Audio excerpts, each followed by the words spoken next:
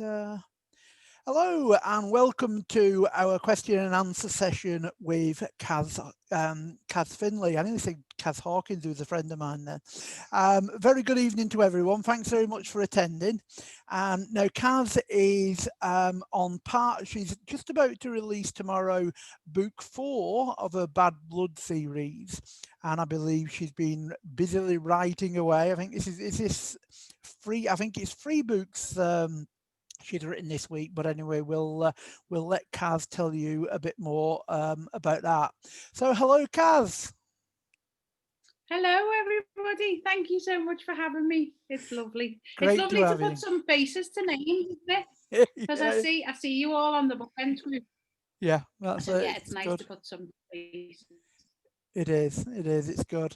And also it's just, as you say, it's people get a chance to meet you and ask you questions as well. So that's even better. I saw you doing the interview with Mike Craven. I think it a couple of weeks ago.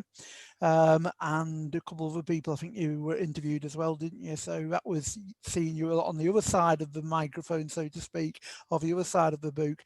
Anyway, do you want to give us a bit of an introduction, Kaz, to your book series, Bad Blood, and tell us, without any spoilers, obviously, but just tell us a little bit about it. Oh dear. So I suppose if I tell you how I come to start writing. Go on, yeah. I didn't know you were going to ask me that, Joe. So I wrote the book in 2016, and I started writing after him. So I've got 2 boys who were 3 and 6, and I've got another boy, Finlay, and he would be almost 5, but he died when he was a few days old. So I started writing after he died, just as a way to escape the grief, I suppose, and something to channel my energy in, because I was on maternity leave and with obviously no baby to look after, although I had my oldest. But so yeah, that's how I came to start writing. And when I first started writing it wasn't going to be a gangland thriller. It was going to be like a domestic noir. It was about Grace and Nathan's relationship. And then as I started writing it just got darker and darker. And I suppose I've always read like Martina Cole and Kimberly Chambers, and I think and I love gangster films, and so I think I was just really influenced by all that, and it ended up being a gangland thriller. So I wrote it, I think, the first draft in 45 days. And then it took another 18 months to edit it and go back and forward. And I submitted to lots of agents and got lots of rejections. And then I happened to meet, it was actually Kimberly Chambers. It was a Kimberly Chambers book signing event at Waterstones in Liverpool. And her publisher was there. And I just went up to her afterwards and said, have you got any advice for someone trying to break into the genre? And we just got chatting, and she asked me to send her my book. And then she gave me my publishing contract about 8 months later. Wow. So that was how it started. You've not looked back since? No. So that was 2018. And then The Boss came out, which is the first book, in 2019. And then I've written another 4 in the series since. So yeah, it started with Grace and Nathan. Without giving too many spoilers, it's now largely about Grace. And I won't say a second name. Grace, who is just this really feisty woman who takes no crap she came from being this quite vulnerable woman to turning into this really feisty heroine who doesn't take any crap from anyone. So I quite like writing about her. I love writing about her. So yeah, now I've just finished book 5. So book 4 is out tomorrow. I've just sent book 5 back off to my editor. I wrote 4 books this year, Joe. You said this week earlier. That would be something. That would be something, wouldn't it? I know, that'd be great. But yeah, 4 books this year. Not all the Bad Blood ones, but. And then I'm going to start on book 6 after the Christmas holidays and have a little break. Wow. So when you wrote book 1, Bad Blood, did remind me, it's gone out of my head, the first book, The Boss, sorry. The Boss. When you wrote The Boss, did you know then that it was going to be a series, or did you just write it as a one-off and then it developed into a series after that? I wrote it initially as a one-off, so as a standalone, and I think it ends quite, if you read The Boss, or if anyone's read The Boss, so I think it ends quite nicely. But then after I'd written it, these characters had lived in my head for so long that I just wanted to do more with them, and I felt there was so much more for Grace in particular. And then when I sent it to when HarperCollins took me on, and they said, would you be interested in writing? Well, they gave me a 2-book contract, initially, and said, would you be interested in writing more? And so it just developed from there. And I absolutely love them now. I don't know what I'm going to do when I stop writing the Bad Blood books, because I just love the characters so much. Yeah. And there's new ones coming in. And yeah, I've lived with them for so long. I don't know how I'd live without them. But they have their own little space in your readers head. seem to like them as well. So yeah, brilliant. I'll really characters. miss them. They feel like a part of my family. Yeah, I bet they do. Do you think? Can you see? Again, without giving anything away too much, but can you see an end to the series, or can you not see that far ahead yet? Yeah, I can see an end, but I can also see it carrying on in terms of there's lots of newer characters, with, you know, like a kind of a younger generation coming out, certainly in books 5 and 6. And so I can see it going on and just evolving. I quite like, you know, Heather Atkinson's series of books. She's done, I think, is it 14 of the Dividing Line books? Yeah. And I think I haven't read them all, but I think they're not all about the same characters, are they, from what I've read of them. So I quite like that idea of just kind of developing different characters. But I suppose it's whether readers want to read them, isn't it? And if readers still want me to write them, yeah, so it becomes comes more than being sort of centered on the character. It becomes more centered on a location or whatever. And that leads me on to another question, without giving again too much away. Obviously, most of the books have been all of the books I think have been based in Liverpool, but we've now got this little bit of Lytham coming in. So do you prefer to write about Liverpool, or the fact that you've moved slightly some of the story to Lytham near Blackpool, does that make anything different for you? No, I really like writing about Liverpool. It's what I know. I think there's not enough books about Liverpool, and certainly there wasn't, as far as I could, when I was doing some research, there was no prolific gangland writers from Liverpool. So the thing with Lytham, I just me and my husband have got friends up near Lytham, and we often go out round there. And there's some really lovely wine bars, and I just thought, oh yeah, I think Grace and Michael should have a wine bar. So that's why it was there, but it doesn't feature much in many more of the stories. It's very Liverpool focused, and the books going forwards will be very Liverpool focused as well. So when you said before, I can see an end to each character's story, if you know what I mean. But that doesn't mean an end to the series. So I know how things are going to pan out for all the characters. Whether I write all that, is another thing. Yeah, it's like Mike Craven once said about your characters have got to grow old, because you can't have, for example, a policeman still serving when he's 80. So I can, and that must make it even more difficult for you, because you've got to age your characters and then, at some point kill them off or retire them. Oh yeah, I know. But my mum has told me, because I do like to kill off a character, especially when I'm having a bad day. I think, who can I kill? But I think it's always good, isn't it? I love reading a book where someone that you're really invested in dies, because it really helps me. Although I don't like it at the time, I think I'm always quite invested in those books. But my mum's told me there's a particular character, and if I kill him off, she said she's never going to speak to me ever again. So you got to. And every you time got to do what your mum says. Someone, she's like, you better not have killed this person. Yeah. So I can't. No, you can't do that. Now, obviously, we know the 3 books that are in the Bad Blood series that have been issued, and the 4th one comes out tomorrow. Obviously, it's coming up very close to Christmas now. It might be a bit too late, but if anybody wants to buy any special edition signed copies or anything like that, are they available anywhere, or have you not sort of bothered looking down that route? Well, if anyone's local to Liverpool, I always sign them in. There's a really good bookshop in Crosby, and I always sign their copies. So there's always some in there. But if someone wants to get in touch with me, I do have a few author copies that they want, if they're happy to pay for the postage and the book price, then I'm always happy to send them on. But I haven't got any. Liverpool Loyalty paperback's not out until March. So it's only the first 3 books that I've got. Yeah, super. That's great. Now, looking back sort of two other things. I think it's been quite clear from what you've sort of said in other interviews and what have you about your work in the probation service. What made you decide to do that, or did it just happen by, you know, you come out of university and then you decided to go into probation, or was that always something you'd wanted to do? No, it was always something I wanted to do. Well, I wanted to be I've always been fascinated, I think, by why people do the things they do, and I wanted to initially be a social worker when I was in school. And then it was when I went to college and I was just chatting to a friend of mine, and we were doing something to do with crime in one. It was, I think it was sociology A level or something.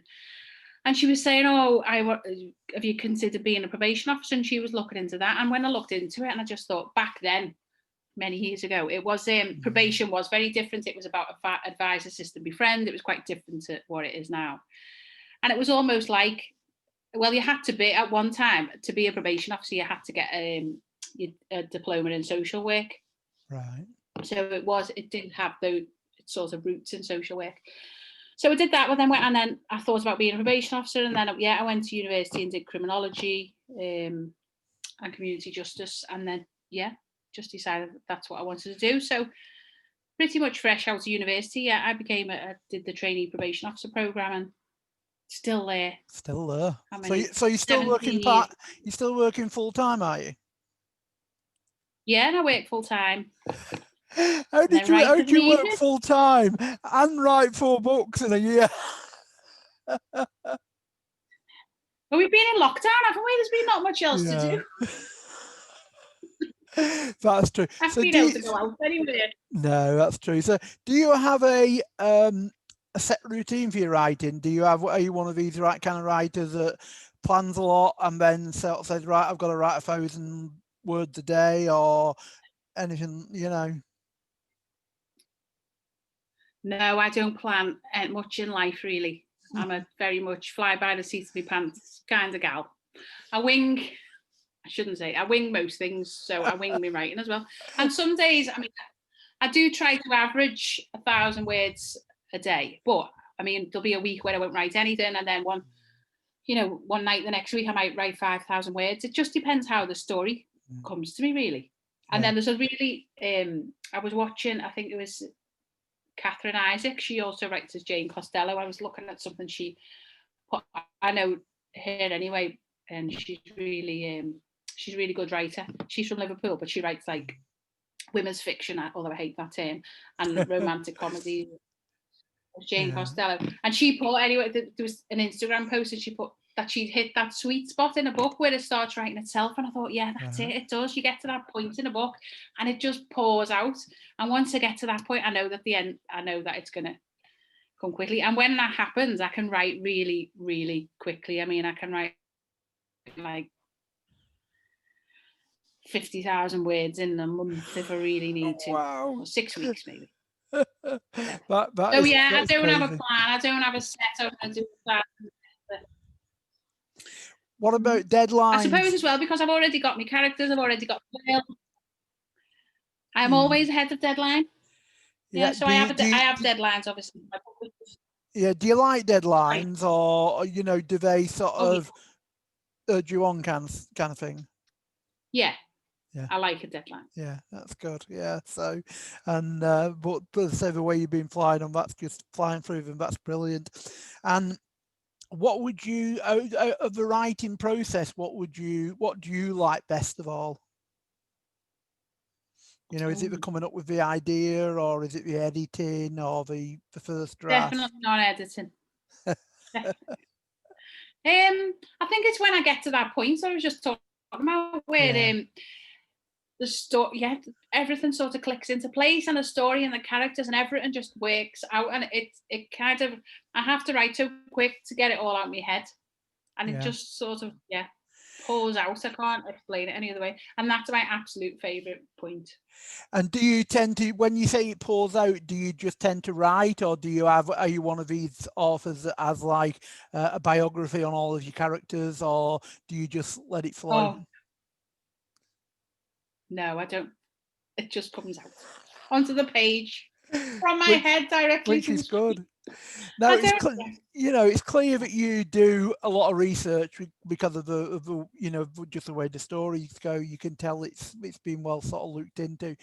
Do you have a sort of, for want of a better word, a little black book full of a team of people, or do you tend to do your research yourself online, or is it just a case of you come up with something, as you were saying earlier? Well, I think because of my job, I just tend to work with people who know that stuff anyway. So I work with the police, I work with solicitors, or so I always know someone who will know the answer. So I don't have I don't have like a black book of people, but I do have people that I know that I can go to. Like, for instance, in book 5, there was a bit more of a police procedural element to it just because of what's happening in the book.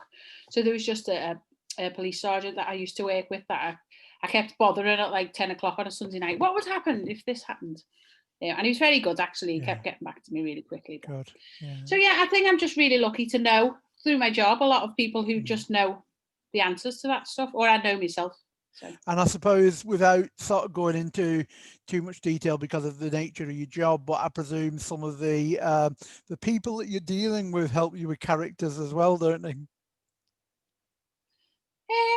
I mean, I've weird, kind of, but I suppose that the people that I write about are more like caricatures, aren't they? Yeah. They're so more in your head. Yeah. Yeah, but they're such the extreme of what a gangster is really like, aren't they? They're very glamorous, and well, some of them are. So it's and I don't often because I'm a senior probation officer, I don't have a lot of contact now with clients, and so it's more like managing my team. So, which I'm happy about, because I wouldn't want anyone to ever think. So, and I've been a manager for the past 6 years. So, 10 years, sorry. Whilst I've been writing my books, I've always been a manager. So I'm glad that nobody would ever read it and think, oh, she's talking about me. That's what I said one time in television. So I think, it's good that it's worked out that way. Yeah. So now, just thinking about the sort of series as a whole, if or series up to now maybe, if it went to television, have you got, or to film, have you got, the series, have you got anyone who you would like to play any particular parts? Well, for every part, I'm only joking. Yes, I do. Obviously, every writer, well, I think I'm generalising, but I can't imagine any writer who doesn't want to see their work on screen. But Michael Carter would have to be Tom Hardy. Or Rafe Spall, I quite like. Yeah, I think he'd be good as well. Or Stephen Graham. Oh, I've got many. Or Stephen Graham would play a good villain. Yeah, I can't for Grace though. I can't think of who. No. Because Grace is a great is a great character, but and there is a sort of voice in there, but I can't personally like connect her with anybody. There's no what she's like. She's her own person. She's not. There's nobody you can compare her to, or that Yeah, she's unique. That's it. Yeah. So that's quite interesting. And if it did go to TV or film, what would you have as your theme tune? Ooh. If you were allowed to choose it. Oh, I'd have a really ravey 90s Scouse house tune, The Boss, I think. Because that's when Nathan and Grace met, and he had a nightclub, and so yeah. But I don't know for the others. I'd have to think about that. But definitely some sort of Scouse house tune. Some weekend rave thing. Yeah, that would be that'd suit it to a T. But yeah, it's when you think about theme tunes and things like that. But now we get on to a controversial subject, and I'm sure you know what I'm going to talk about: the book covers. Where's Rick? Hello, he's hiding. He's definitely hiding. So, do you have any say in the book covers, or is it all down to your publisher? None at all. None at all. None at all. They say, do you like this book cover? And I say, yes, it's wonderful. Thank you. Yeah. Do you think it's sort of, how can I put it? Do you think it's because it relates to the genre, the sort of ladies' faces? Or would you prefer them to be something else if you had a choice? No, I actually really like the book covers, and I think there's been years and years and lots of experts and research about those book covers, and whilst they're not going to please everybody, they are aimed at a particular audience. And I think if you pick up one of those books, you know what you're getting, don't you? And I know if I went to the bookshop and I was looking for a particular book and I saw a cover like that, I think, oh, that's my kind of book. Yeah. So, and they don't please everyone, and some people are put off by them, but I think there's the same for any book, isn't there? Yeah, that's it. You'll always get some. Yeah. For me, it was Martina Cole that got me into the genre, and obviously she has very similar looking covers on a lot of her books, and as a man, it was like, oh, I'm not sure about this, but when someone explained to me what the story was. And I think that's the thing. You're not selling it just on the cover. You know you want people not to just look at a cover and think I like that book. You're selling it on the actual story, and I think that's well, even more important than what's on the cover. You know. But does it put you? Can I ask a question? Sorry. Go on, but Andy, you're the only other man on the here. Does it put you off, Andy? Sorry, Joe, am I allowed to ask questions? Of course, yeah. Of course, yeah, you just work Andy up, that's all. No, I just suddenly realised that I'd done as I was told and I'd muted it. So I started to answer the question and sort of thought, oops, I better unmute it.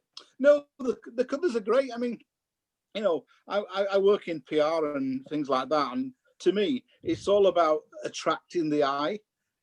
And the covers draw the eye to the book. And therefore, hopefully, people would be interested in them. There's nothing worse than a dull cover. Yeah. No.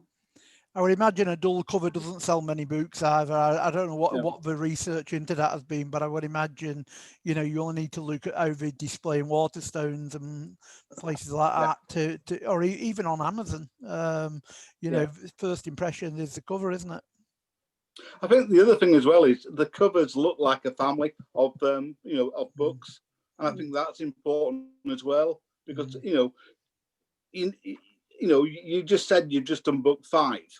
Obviously, I assume there's no cover being designed as yet, but I'm sure we can all imagine the type of cover we'd expect because of the 4 covers we've seen before. And I think that's also important from your brand point of view. Yeah.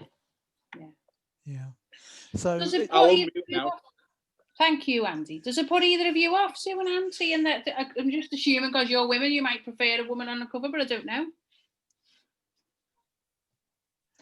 To be honest, a lot of my books I read. I tend not to read books anymore. I read on Kindle, so I don't tend to go by the cover. A lot of it is by recommendation for me. You know, it's how I read your book and how I read the others. It's all to do with now, you know, being introduced to this genre of book and reading about the story and the author as opposed to what's on the cover. I think there was a time, like I've come from reading sort of dark romance, and I think there was a time when I started this reading journey, sort of, or coming back into reading anyway, a few years ago, I was perhaps a cover would grab my attention. And I did notice when I started reading the Gangland books, I did notice they were all very similar with the woman on the front, and I had no idea why. But so it honestly makes no difference to me. Yes, you're right that I recognise them now, that they are a sort of a brand, but I don't choose a book because of the cover. Pardon? I said never judge a book by its cover. No. So I do read. I just read books on recommendation now. Yeah. And what about Anne? Do you want to add anything to that, Anne? I think I agree with Sue. Really, books mostly now are just recommendations or things that they sort of grab you. In the past, covers would put me off, I would say. You'd look at something and go, no, I don't fancy that. But having grown up a little bit since then, I think you realise, don't judge it by its cover. but yeah, it's recommendations and blurbs. It's got to be that, and Yeah. I think you sort of more into a particular style or, you know, genre of fiction, and you tend to go then with. I mean, that's what I love about sort of Amazon and whatever. You know, you like this, or you might like this. That even, you know, when you're looking at sort of random books, you know, there's so many other recommendations and ways that you can find authors that you probably would never have heard of. You know, just, you know, perhaps browsing around, you know, a bookshop. So, you know, yeah, it's. I was interested in hearing what everybody thought as well, because I was reading something last month about the Booker Prize, and obviously because of COVID, they don't all sort of get, the panel don't all get together, and they've all got electronic copies of the books. And for the first year ever, they've done it without covers. So they were all sent them out without covers on. I don't know if there's been anything looked into if that made any difference, but I just thought it was quite interesting that they decided for once, you know, well, we won't go off the cover, so maybe they're thinking again, you know, more on the blurb side of it, you know, and thinking less about the cover and more about the actual story, which, you know, it's got to be a good point. I think it comes down to marketing, Joe, in the sense that, like one of the previous ladies, I tend to read my books on Kindle. And on Kindle, I don't think the cover makes a great deal of importance. But if you're going into a WH Smith's or whatever and browsing and looking for something, it's about attracting the eye. Yeah, that's it. Yeah. The only thing I had about it was when I first read the Martina Cole and I was sat on the train. I'm going back a long time now, but I felt that people were giving me strange glances because of the. I felt like that when I was reading 50 Shades on the train. I was going to say, it's like with the dark romance, you've got half-naked men on the front, and that's why I changed to my Kindle. You can't tell on a Kindle. Sue knows a bit too much about that by the sound of it. We'll leave that. Sue, I think we've chatted on the book club about this, I think, haven't we? But that's what my fourth book. So I've written 3 gangland books this year, and I've also written a dark romance as well. So I need to read that. Under a different name. Oh, under a different name. Yeah. So, and how did you find that process? Was it totally different? Oh, I just loved writing it. Writing it. It was lots of fun. So you're going to do another? Yeah, well, it's out hopefully, well, yes. Yeah, great. It's a 3-book series. So wow, very good. So people can wait for that. Do you know, it just reminded me of people talking about Kindles and things. How do you feel about audiobooks? Do you have somebody that does your books, or how do you feel? Well, that's really interesting, because Liverpool Loyalty, which is out tomorrow, is the first one that they've done an audiobook in. Are you allowed to say who's doing it? Yeah, it was Katie Sobey, her name is. So she's done quite a few books for it. She's done one of Holly Seddon's, and she's a Scouser. No, she's not a Scouser. Oh, you need a Scouser. Again, it's HarperCollins, pick who's going to narrate it. So they did give me a few choices, but it was so they sent me it yesterday, and it's so strange listening to somebody else read my book. And at first I was like, oh, I'm not sure about that. It was my husband was saying, that's because in your head you know exactly how they sound, and it's just he was like, to him it sounded great. But yeah, one of the main characters got a Brummie accent though, which I was a bit like, oh, a bit strange, that one. It's amazing. I absolutely love it. So I think if the audio for this one does okay, then they'll bring out the others in audio as well. But it was a massive dream of mine to hear someone reading my book, and Katie Sobey's an amazing narrator, so she's done a really, really good job of it. Great. And does the audio book come out tomorrow as well? Yes. Yeah. So people can go and go to their favourite online store, and order that as well. Now, you just mentioned about your husband commenting. Does he read all your books? Is he a big fan? He's a huge fan, but he's only ever read one book in his whole. 40, how old is he? 47. He's only ever read one book in his whole life, like as an adult, and that was The Boss. And he read that last year. And he does intend to read the others, but he's just not a reader, but he knows the story. So he's got Liverpool Loyalty on an audio book, so he's going to listen. Great. Yeah. He's a huge fan, but he's just not a reader. Yeah, that's interesting. Now, I also noticed, I was looking on your website earlier, which is, what is it, CazFinlay.net, is it, or .com? I can't remember now. CazFinlay.com, yes. .com, yeah. Now, I see you got some poems on there as well. Are you a big poem writer? Oh, yeah, I love poems. I love writing poetry. That's how I first, I was a teenager, but I used to love writing poetry. I'm going to put you on the spot now. Have you got one to hand you can read to us?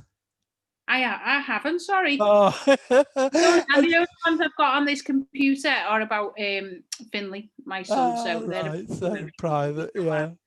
Yeah. No, they're not. I mean, they're on Twitter and they're on Facebook. It's just I probably get a bit emotional reading it out loud. So yeah. But I will share if anybody wants to read some of my poetry. I'm happy to share online, but reading it is just a bit, yeah, I love poetry. Great. Yeah, well, I saw that on the website, and I must ask you about the poetry. It's really strange. Oh, sorry. Sorry, go on. I did a bit of a creative writing class while I was waiting for The Boss to get published. It was like a 12-week course at a community college, and they asked us to write. So it was focused on lots of different things. They asked us to write a piece of like biographical fiction, not fiction, sorry, a piece of biographical prose. And writing something that's not fiction. I mean, I write loads for work, which is different, but writing something not fiction, I really struggled with. But when I write poetry, so I can write fiction really easily when I'm writing prose, but when I'm writing poetry, it has to come from me, it has to be personal, which is really strange because I struggle writing anything personal as prose, but as poetry, that's the only thing I can write really. So it's a different side of your brain you use, or a different part of your brain. Yeah, it's interesting. But yeah, I was pleased to see the poetry on there, so that's great. And what? So, are you going to publish any poetry, or are you, have you got any plans for that, or is it just a sideline thing? That? No, that's just a hobby. Yeah, something. Just a hobby. I think it's really hard to get poetry published, isn't it? Yeah. You don't see much poetry around, do you? No, they're only like compilations, aren't they? Well, no, it's just something that I enjoy doing. Yeah. Occasionally. Have you ever tried the fast fiction or flash fiction? Have you ever tried writing anything like that, or is that not sort of interested you?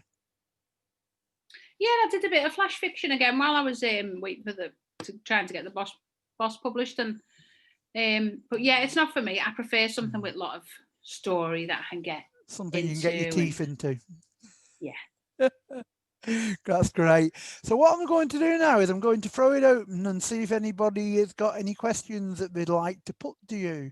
So from our very select audience that we've got with us tonight, has anyone got anything they would like to ask? I'll ask something if you don't mind. So what would you read, Caz? Has your reading habits changed over the years from when you were perhaps, a teenager to what you read now? Have you always read, I've always been a huge reader. Yeah, I've always read anything I could get my little mitts on. And my mum is a massive reader, and I think I inherited my love of reading from her. But yeah, I'll read anything. So when I first started, I used to love Enid Blyton when I was a really young kid, and I loved The Naughtiest Girl in the School.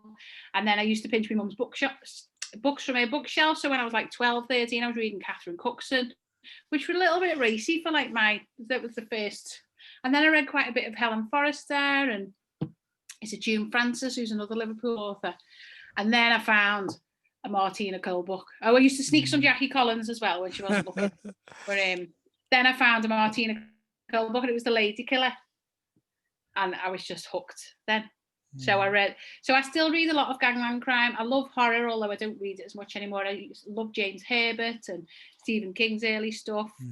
But yeah, I'll read anything and everything. Sometimes I like a really good, funny rom-com, and sometimes I want to read something really dark. But I will read. I just love reading. I don't get to do it as much as I'd like, but I will read anything. Yeah. That's great. Thank you. Just following on from that, do you tend to, when you're writing, do you not read because it might influence you, or will you still carry on reading as well? I'd try not to read. If I'm in the middle of a book, I'd try not to read anything gangland. But I'd still read other things. Like I read Black Summer recently while I was in the middle of writing book 5, because that's completely different to my book. What was that book? Yeah. So I read, so I'll read, but I'll try not to read gangland.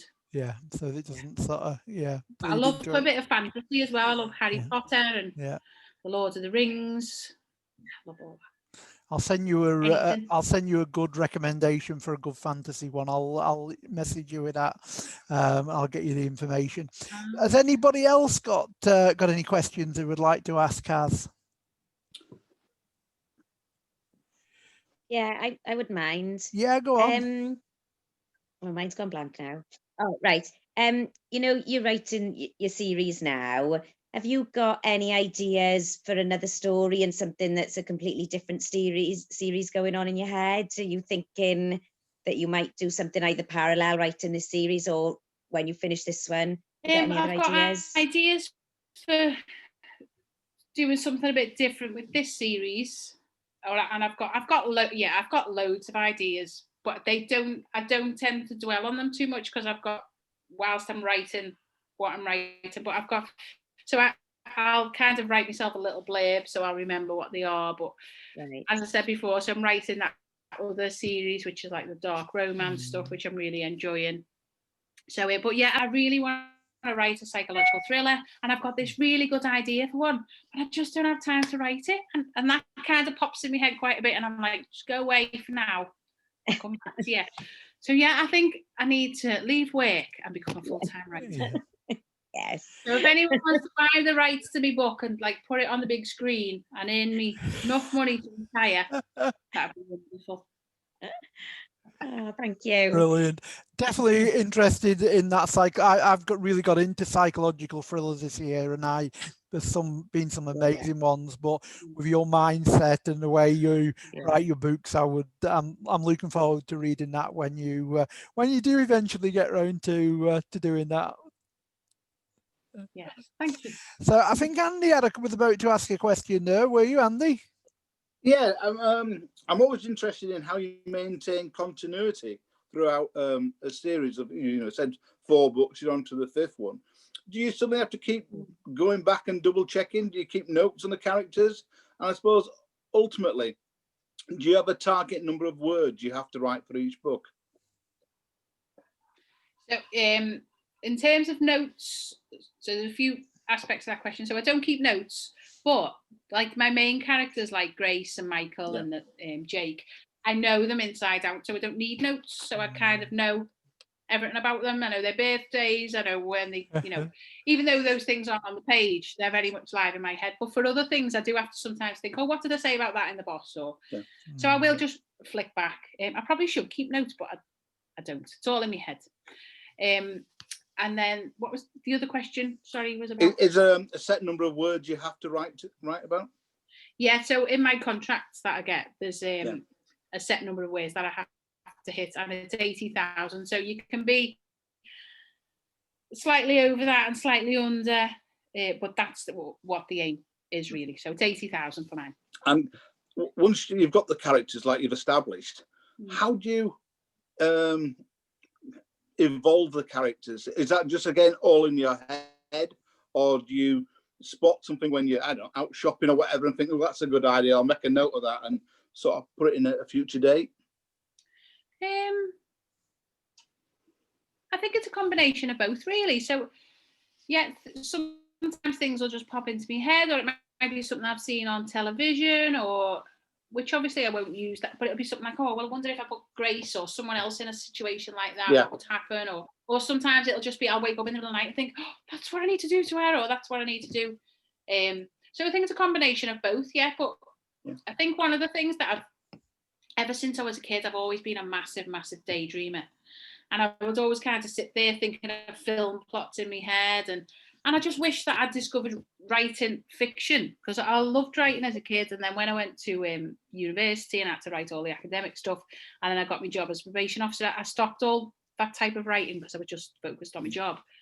But I think it's such an amazing outlet for all these daydreams. So it's just like all the stuff I've always done, I now get to, instead of just daydreaming about it, I now write it down on a page, well, on a laptop now.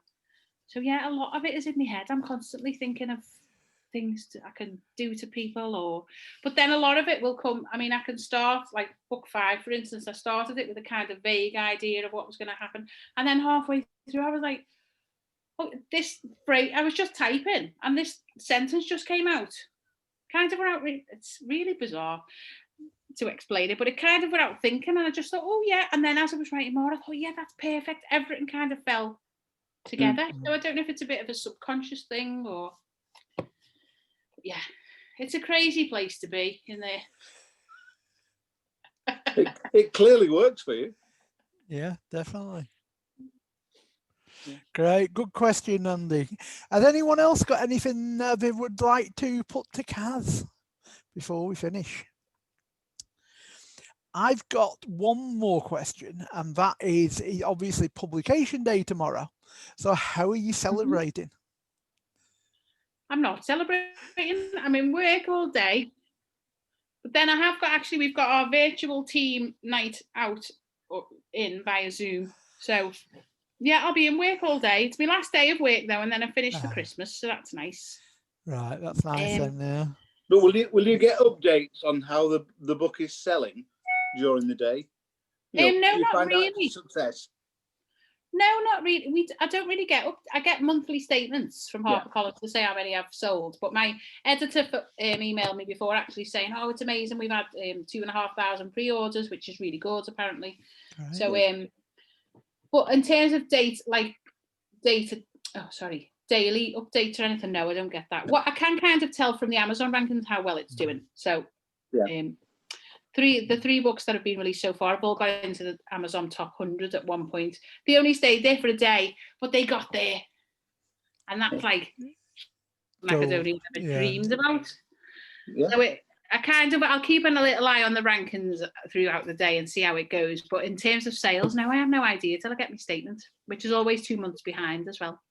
And do you keep like framed copies of the book covers? Do you have them on the wall or? No, but maybe I should do, shouldn't I? You should, definitely. Yeah, or on the staircase, as you go up. That's a really good idea, that, Andy. I'm going to ask my publisher to send me some. Yeah. With a name like Liverpool... I've got the books on my bookcase. Yeah. With a name like Liverpool Loyalty, there should be a framed picture up in Liverpool Town Hall of the library building. Never mind. Well, do you know when they came back to me with, because I'm awful at titles, but they came back to me with Liverpool Loyalty and were like, this is the title for book 4. And I was like, oh, no. And I'm an Everton supporter as well. And I was like, oh, no, it sounds like a Kenny Dalglish autobiography or something. I was like, I really don't like it. Oh, no. And she was like, well, we think it really works, but we don't. I mean, my publisher said, we won't force you to have a title that you're really not happy with, but we really think it's going to work. And I was like, oh, and then I thought, actually, they're the experts. They know what they're doing. I'm just going to leave it in their capable hands. So I said, okay, I'm sure it'll grow on me. And then as I was writing, I hadn't finished book 4 at that point. And as I was writing it just, I mean, I hope, well, Joe, you read the book. I think it fits it perfectly, doesn't it? It's a perfect title. It's a perfect book. It's an absolutely brilliant book, but the title just fits spot on. It does. And I hadn't even when they gave me that title, and I was so against it. I was like, oh, it just sounds, but it is perfect. It fits it so well. So I will never question their title choices again. So that's an interesting one. So they gave you the title before you wrote the book, did you say? Well, they had an outline of it. Yeah. So they had the outline, which they've agreed, and I was halfway through writing it, and they were like, oh, this is what we think it is. So great choice. So I have to give them an outline before they give me a contract. Yeah, great It choice of was, name yeah. and a It great ended up being book. perfect. And I'm sure you'll sell loads Thank tomorrow. you. Do you want to just finish by giving us a little, if you can, a little overview of the first 3 books? Obviously, you can't say too much about the 4th one because it's only being released tomorrow. But do you want to give, for people who maybe not read any of your books before, a little overview? Put you on the spot there, haven't I?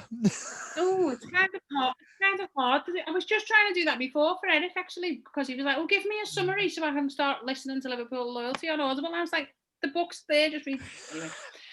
Anyway, it's hard to give an overview really without It is. spoilers. I know. And to be honest, I I wouldn't think be able to do it. I've read a few Yeah. of yours, but I wouldn't know where to start without giving spoilers. I think if you're going to pick up Liverpool Loyalty tomorrow and you haven't read the others, the most important things to know is that Grace is this really, she's basically the queen of the Liverpool underworld. She tries to fix everything for everyone, but she kind of keeps everybody in line as well. And she's trying to save her son and her stepson really from themselves, I suppose, but also, yeah, trying to. Her main aim, I suppose, is she's always trying to keep her family safe. Yeah. She comes across as being a very powerful woman, but and a very not nasty, but a very sort of vicious woman in a way as well. But it all was at the heart of it is the family. You know, no matter what she does, what I got of it, that you know, no matter what happens in life, it'll all come down to family, and she'd do anything for a family. Yeah. You know, well, there's a scene in Liverpool Loyalty that I wish I could tell you about no, it. I know what you're gonna say. Kind of, she walks into a warehouse basically, and I just it gave me shivers to write it because I could just imagine her walking in and the reaction, and I'd love to see it on the screen, and it was great actually to listen to on the audiobook. But yeah, I'll just look. It's my favourite scene I've ever written. I love it. But great, lovely. There as well, because you were saying that you'd love to see it on the screen. Would you ever be tempted to actually write screenplays rather than the novels? You know, is that something that you'd be interested in? I know it's a different style of writing, but you seem to have these very visual pictures, you know, in your head, and how, you know, for your, you know, the plotting and everything. So I'm just wondering, is that something that would appeal to you? Oh yeah, I'd love to, absolutely love to do that. And so again, something I did try and write The Boss as a bit of a screenplay as well. Again, while I was just waiting for it to be published and didn't know what I was going to do next, I wrote like a few scenes as a screenplay. But yeah, I'd absolutely love to do that, and I think it would be amazing. Yes, but it is a different skill set, as you said, and I think it'd be something I'd have to research a little bit and maybe do it. You know, there's some really good courses online actually you can do with screenwriting, but it's something I'd absolutely love to do. Yeah. I think this series would be great on TV because of, you know, that, as well as the sort of the rough sort of gangland side of it and the clubs and what have you. There's also the family and the, you know, keeping the family together side of it as well, which I think would come across great on TV. So we know obviously we can get your books either directly from you if you're in the Liverpool area, or obviously on the you know, on Amazon and what have you. And the 4th book, Liverpool Loyalty, is available tomorrow. So everyone can go out and order that. But what I would like to say is thank you very much, Caz, for coming on, because I know you must be very busy at the moment. We're getting everything ready for tomorrow, and all the writing you've been doing. It's been a heck of a year for you, 2020. But I would like to thank you for coming on tonight, and ask, you know, you weren't aware of any of the questions beforehand, so thanks for that. And we look forward to seeing many more books from you. So on behalf of Bookends and the Armchair Gangsters book clubs, or online book clubs, thank you for being here. And good luck tomorrow. Thank you very much for having me and all your fabulous questions. Thank you. Bye all. Bye. Bye. Thank you. Bye. Thank